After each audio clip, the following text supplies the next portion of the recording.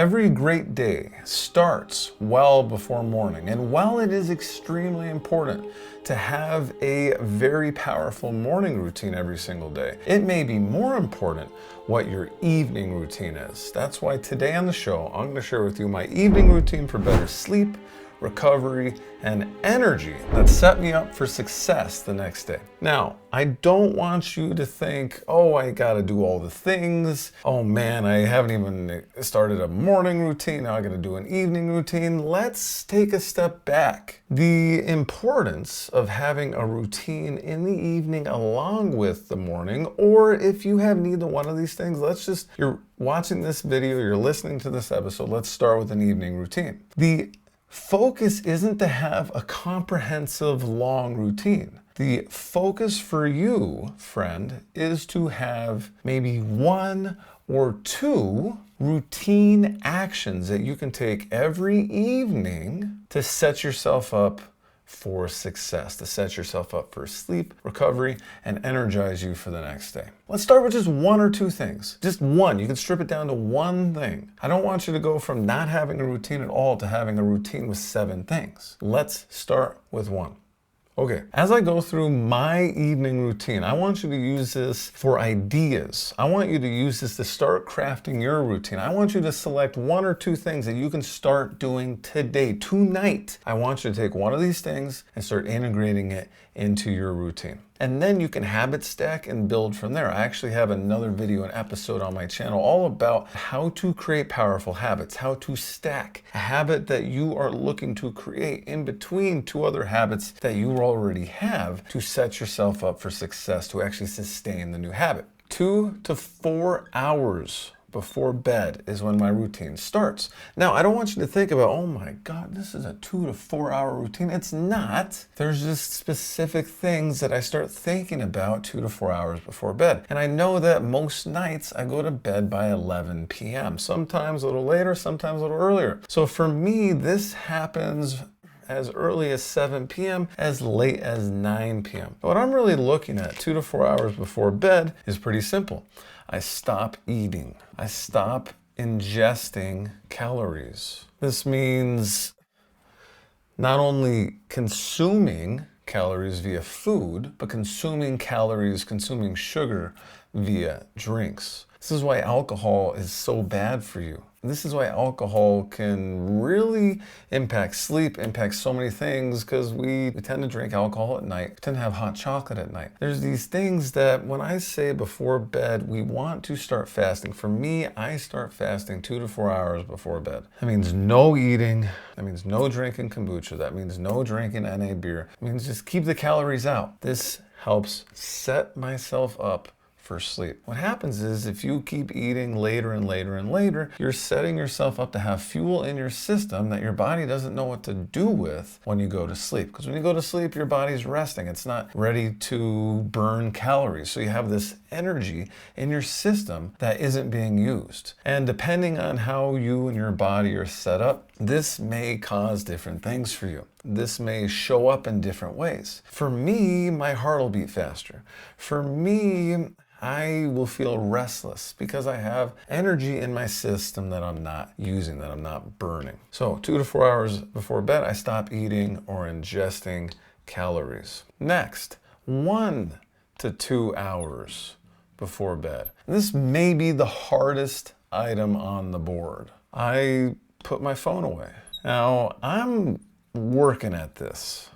This doesn't happen every night. Maybe this happens 2 or 3 days a week. Regardless, what I'm doing is being mindful, being present, consciously making the decision to decrease my phone and screen usage at least 1 to 2 hours before bed. What I've gotten really good at doing is turning my phone screen to grayscale well before bed. And you can do this by going into your phone settings and having generative AI help you with how to do this with your specific phone. And then you can set up a shortcut that allows you to go between having color and grayscale. For me, I hit the one button on the side of the iPhone, the off button, the power button. I tap it 3 times, it goes to grayscale. Tap it 3 times, it goes back to color. Now you got to set it up. It's not just going to happen right now if you do it. So you have to set it up and then you can have that shortcut. But what I've been trying to do lately is put my phone away 1 to 2 hours before bed. I have an alarm on my phone that goes off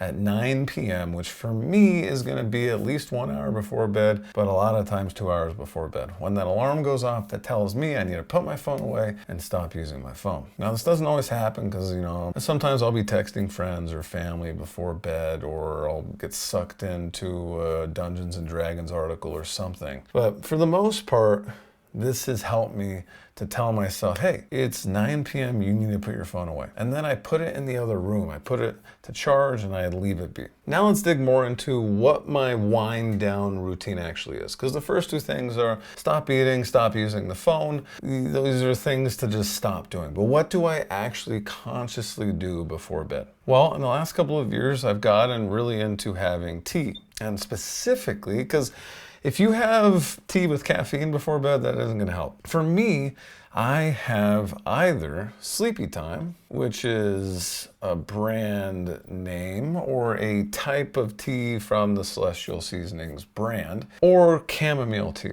Now, Sleepy Time actually has chamomile in it and some other things in it as well. But the point is, I have tea, I have a warm beverage, no matter what time of the year it is, and I have specific tea that promotes sleep.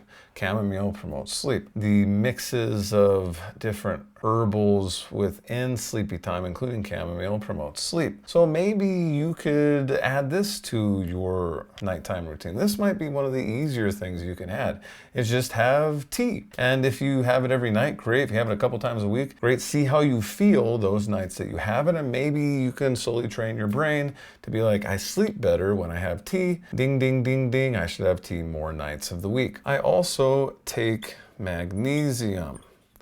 Now, I'm not a healthcare professional. I don't even know if I spelled magnesium right on the board, and I'm not giving you advice of what you should actually take. I'm sharing my experience. I have a disclaimer in the show notes and in the description if you're watching this on YouTube. So when I say I take magnesium because it works for me, and there's a specific magnesium that I take that works for me. It's from a specific brand. I'm not even going to share with you what that is because you need to figure out if this is even good for you in your life and in your diet, and see if it fits into your overall health plan that you have with your healthcare professional. But for me, magnesium helps me sleep and it helps my muscles recover. So I take magnesium every single night before bed. In the same vein, I also take 100% CBD before bed. I say 100% because you got to be careful when you are purchasing CBD. Depending on where you're getting it from, even if the bottle says less than 0. whatever percent THC in the bottle or in the soft gel, whatever you get, you may not be having 100% CBD. And why this is important is because the higher dosage volume of CBD that you take, the more likely you are to ingest large dosage volumes of THC, which can cause the effects that THC has on our bodies. So for me, I have a specific type of CBD I take from a specific company who has a patented process where they completely remove THC from their product. It is one of the highest, if not the highest quality CBD on the market. And I take it because it not only helps me with sleep, helps me with a lot of other things in my life, decreasing inflammation and other things. But yet again, you need to talk to your healthcare professional. Just because it works for me doesn't mean it works for you. Also, all CBD is not made equal, so you need to be very careful with that. Now, the brand of CBD that I use is called Dr. Dial, space DIOL. Check it out, show it to your healthcare professional, see what they think. But really, if you are going to go the CBD route, make sure it's okay with your healthcare plan, and I highly recommend that you stick with 100% CBD. Stay away from the THC side, 100% CBD. Next, I stretch. Now, stretching is one that doesn't happen every night for me, but 3 to 4, even 5 times a week, I will stretch. Now, there's specific reasons why I stretch from an ultra athlete perspective. If you've been following me for a while, I go through ups and downs of having plantar fasciitis. So I stretch to fight that. I stretch to prevent that. I stretch to really prevent injury in general. So I have specific stretches that I do before bed. I habit stack and make sure I do it before bed. It doesn't take very long. I really try and just do a couple of things. Maybe it takes me 5 minutes or less. And I do that as often as I can throughout the week. Now, I also brush my teeth. Hope you do too. And I brush my dog's teeth. This is like a pet owner hack. If you want to save money on your dog's dental bills, this probably applies to other animals as well, brush their teeth every night. And you can do it just with a toothbrush without anything else. Do not use human toothpaste on dogs.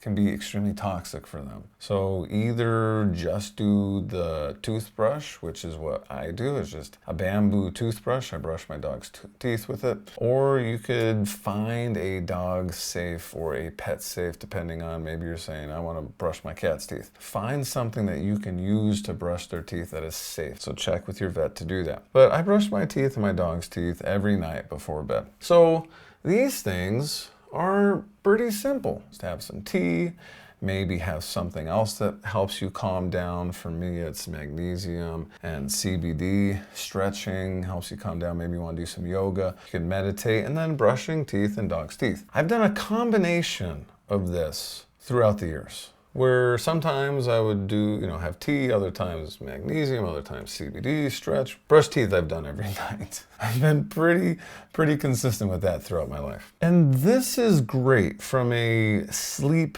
and recovery perspective. And if you want to take this to the next level and start setting up the next day for success, this next technique, this next action that I'm going to share with you has completely changed my life in the past 6 months. And I've tried to do it multiple times over the past 2 or 3 years. Actually, I think since 2021, 2022, I've been trying to do this, and I haven't been able to consistently add it into my routine. So this is great. This next thing I'm going to share with you, if you're going to do one thing today, you're going to add it to your routine, you want to add this. I want you to focus on your wins. I got this from Dan Sullivan and Dr. Benjamin Hardy, the co-authors of The Gap in the Gain. Amazing book. Highly recommend that you pick up a copy. I'll have it linked in the show notes and in the description below if you're watching this video. Amazing book. The premise of the book is to continuously focus on the gain in your life. The gain being your wins. And they can be really small. They could be simple wins that you have every single day. As we focus on our wins every single day, we start programming our brain to find more wins. When we focus on the gap or what we don't have in our life, what's going wrong in our life every single day, then we program our brain to focus on the gap. So the more we can focus on wins, the more wins you're going to start seeing on a daily basis, and you're going to start having in your future. Wins attract wins. So in The Gap in the Gain, Dan Sullivan talks about this technique that he has all of his coaching clients for years do, and it's one of the most powerful things that you can do. And here's what it is. At the end of each day, you write down 3 wins.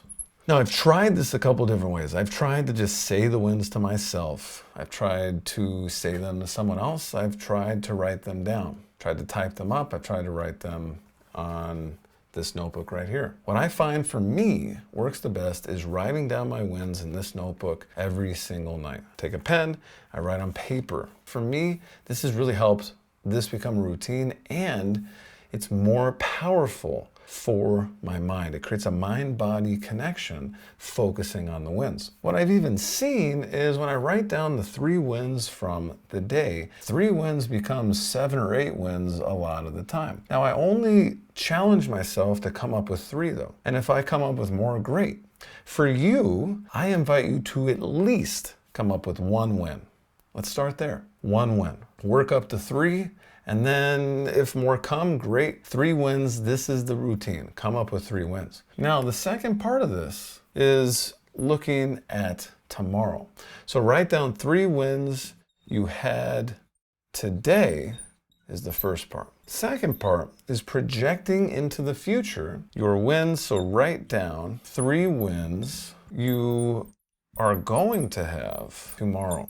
This is all about momentum. We start by recounting what we achieved today. We take that energy, that abundant energy, and we feed it into what we want to achieve tomorrow. And note with this is the 3 wins need to be manageable. Remember, we tend to underestimate how much we can complete in a year, and we overestimate how much we can complete in a day. So set yourself up for success. Come up with 3 wins that you know you can complete tomorrow. What are the highest priority wins for you? Maybe it's training wins. You're training for an event. Maybe you have 1 training win, which could be running 2, 3, 4, 5 miles. Maybe you have 1 personal win, spending time with your significant other, your kids. And maybe you have 1 work win, finishing a very important step of an important project you have. But make sure you break it down, you make it achievable. Make it achievable. Write down 3 wins that you want to have tomorrow. Now, really important. The 3 wins that you write down for tomorrow may not be the 3 wins that you write down tomorrow that you actually achieved. And that's okay. For me, a lot of the times, I will complete 2 of the 3 wins that I set out to complete, and then I'll complete like 5 other wins that I did not set out to complete. So don't get down on yourself if the 3 wins that you set up for yourself for the next day aren't the 3 wins that you actually complete. We want there to be some overlap, and eventually, as you do this more and more, there's going to be more and more overlap because you're going to be able to distinguish what the highest priority things are for you the next day. What are the highest priority wins you have? But it's more important to do this exercise and to account for the wins that you have on any given day, and then project what you want the wins for the next day to be. And if they're different, fine. The point is, have 3 wins that you're grateful for today, and then 3 wins that you are setting yourself up for tomorrow. Now, the cool thing about this is before you even go to bed, you're telling yourself what you're going to work on the next day. This is how you set yourself up for success. So you've cultivated the abundant energy of focusing on the wins, and then you've created a strategy of what you're going to do the next day. So subconsciously, your mind is going to go to work when you go to sleep and set yourself up for success the next day. When you wake up the next day, you're going to have your 3 wins written down so you know exactly what to do. Instead of feeling the overwhelm, not knowing what to do, this is the most powerful thing that I do in my evening routine. Now, if you want to take this even further, I have my healthy living guide where I go through the 3 pillars of healthy living: movement, tracking, this is tracking your wins, and accountability. This is accountability. You can actually do this with a partner. Share the 3 wins with them. They share the 3 wins back with you. If you want to start integrating the 3 pillars of healthy living into your life, I have my guide linked in the show notes and in the description if you're watching this video on YouTube. When you grab your guide, it's only going to take you a couple minutes to read, and then you can start integrating it easily into your life, 1 pillar at a time. You can also go to www.athletewithasthma.com/healthy-living-guide to grab your free copy today. I'll see you in the next episode.